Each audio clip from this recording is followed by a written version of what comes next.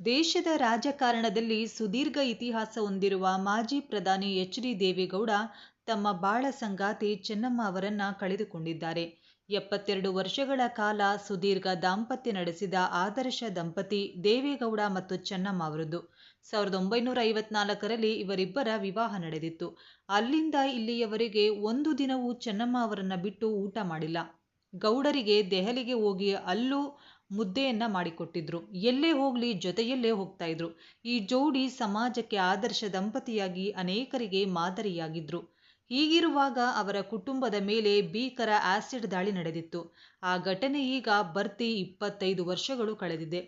2001ರ February 21ರಂದು ನಡೆದಿದ್ದ ಆ ಕರಾಳ ದಿನದ ಆಘಾತಕಾರಿ ರಾಜಕೀಯ ಮತ್ತು ಕೌಟುಂಬಿಕ ರಹಸ್ಯಗಳನ್ನ ಎಚ್.ಡಿ. ದೇವೇಗೌಡರು ಈ ಹಿಂದೆ ಜೀ ಕನ್ನಡ ವಾಹಿನಿಯ ಜನಪ್ರಿಯ ಶೋ ವೀಕೆಂಡ್ ವಿತ್ ರಮೇಶ್ ಸಾಧಕರ ಸೀಟಿನಲ್ಲಿ ಕುಳಿತು ಜಗತ್ತಿನ ಮುಂದೆ ಮೊದಲ ಬಾರಿಗೆ ಬಹಿರಂಗಪಡಿಸಿದ್ರು.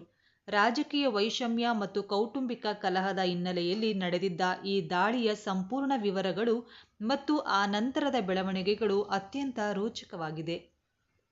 ಮಹಾಶಿವರಾತ್ರಿಯಂದು ನಡೆದಿದ್ದ ಆ ಭೀಕರ ದುರಂತ ಅದು 2001ರ ಫೆಬ್ರವರಿ 21ರ ಮಹಾಶಿವರಾತ್ರಿಯ ರಾತ್ರಿ.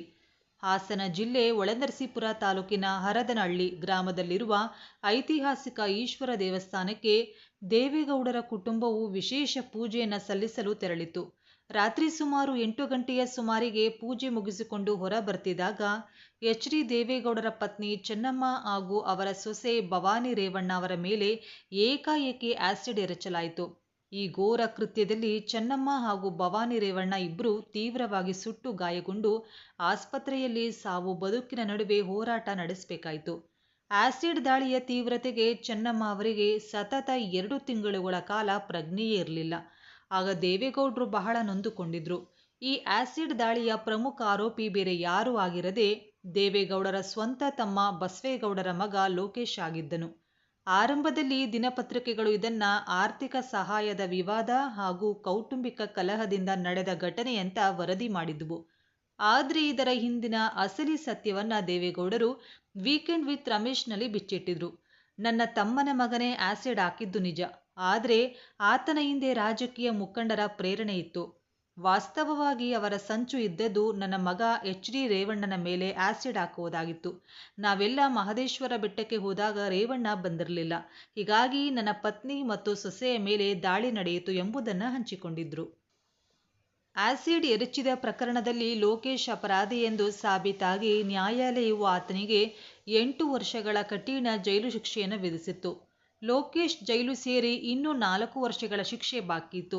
ಈ ಮಧ್ಯೆ ದೇವೇಗೌಡರ ತಮ್ಮನಿಗೆ ಕ್ಯಾನ್ಸರ್ ಇರುವುದು ಗೊತ್ತಾಗಿ ಆ ಕಷ್ಟದ ಸ್ಥಿತಿಯನ್ನ ಕಂಡು ಮರುಗಿದ ಎಚ್.ಡಿ. ದೇವೇಗೌಡರು ತಾವೊಬ್ಬ ಮಾಜಿ ಪ್ರಧಾನಿ ಎಂಬುದನ್ನು ಬದಿಗೊತ್ತಿ ಹೈಕೋರ್ಟ್ ನ್ಯಾಯಮೂರ್ತಿಗಳಿಗೆ ಖುದ್ದಾಗಿ ಫೋನ್ ಮಾಡಿದ್ದರು. ಆಗ ಹೈಕೋರ್ಟ್ ಜಡ್ಜ್, ಮಾಜಿ ಪ್ರಧಾನಿ ಪತ್ನಿ ಮೇಲೆಯೇ ದಾಳಿಯಾಗಿದೆ, ಅಪರಾಧಿಗೆ ಮರಣದಂಡನೆ ಕೊಡಬೇಕು ಅಂತ ದೇಶ ಚರ್ಚಿಸುತ್ತಿದೆ, ನೀವೇನೋ ಬಿಡುಗಡೆ ಮಾಡಿ ಅಂತಿದ್ದೀರಲ್ಲ ಅಂತ ಆಶ್ಚರ್ಯಪಟ್ಟರು. ಆದ್ರೆ ನನ್ನ ತಮ್ಮ ಸಾಯುವ ಸ್ಥಿತಿಯಲ್ಲಿದ್ದಾನೆ, ಆತನ ಕೊನೆಗಾಲದಲ್ಲಿ ಮಗನ ಜೊತೆ ಇರಲಿ ಅಂತ ಕೇಳಿಕೊಂಡು ನಾನು ಲೋಕೇಶ್ನನ್ನ ಜೈಲಿನಿಂದ ಬಿಡಿಸಿದೆ ಎಂದು ಭಾವನಾತ್ಮಕವಾಗಿ ನುಡಿದಿದ್ದರು. ತಮ್ಮ ಜೀವನದ ಅತ್ಯಂತ ಕಠಿಣ ಸಂದರ್ಭದಲ್ಲೂ ಪತ್ನಿ ಚೆನ್ನಮ್ಮ ತೋರಿದ ಸಹನೆ ಮತ್ತು ತ್ಯಾಗವನ್ನ ದೇವೇಗೌಡರು ಮುಕ್ತ ಕಂಠದಿಂದ ಶ್ಲಾಘಿಸಿದ್ದರು. ತಮ್ಮ ಮೇಲೆ ಆಸಿಡ್ ಹಾಕಿ ವಿಕಾರಗೊಳಿಸಿದ ಅಪರಾಧಿಯನ್ನ ಪತಿ ಗೌಡರು ಜೈಲಿನಿಂದ ಬಿಡಿಸಿದಾಗಲೂ ಚೆನ್ನಮ್ಮ ಅವರು ಯಾವುದೇ ಬೇಸರ ಮಾಡಿಕೊಳ್ಳಲಿಲ್ಲ. ಪತಿಯ ಪ್ರತಿಯೊಂದು ನಿರ್ಧಾರಕ್ಕೂ ಬೆಂಬಲವಾಗಿ ನಿಲ್ಲುವ ಅವರ ಸ್ವಭಾವವೇ ದೇವೇಗೌಡರನ್ನ ರಾಜಕೀಯವಾಗಿ ಇಷ್ಟು ಎತ್ತರಕ್ಕೆ ಬೆಳೆಸಲು ಸಾಧ್ಯವಾಯಿತು. 94ರ ಹರೆಯದಲ್ಲಿ ದೇವೇಗೌಡರು ಆರೋಗ್ಯವಾಗಿದ್ದಾರೆ ಎಂದಾದ್ರೆ ಚೆನ್ನಮ್ಮ ಅವರ ಪ್ರೀತಿ ಕಾಳಜಿಯ ಪಾಲೇ ಹೆಚ್ಚಿದೆ. ದಂಪತಿಗೆ ಮಾಜಿ ಮುಖ್ಯಮಂತ್ರಿ, ಕೇಂದ್ರ ಸಚಿವ ಎಚ್.ಡಿ. ಕುಮಾರಸ್ವಾಮಿ ಮತ್ತು ಶಾಸಕ ಎಚ್.ಡಿ. ರೇವಣ್ಣ ಸೇರಿದಂತೆ 4 ಗಂಡು ಮಕ್ಕಳು ಹಾಗೂ 2 ಹೆಣ್ಣು ಮಕ್ಕಳಿದ್ದಾರೆ.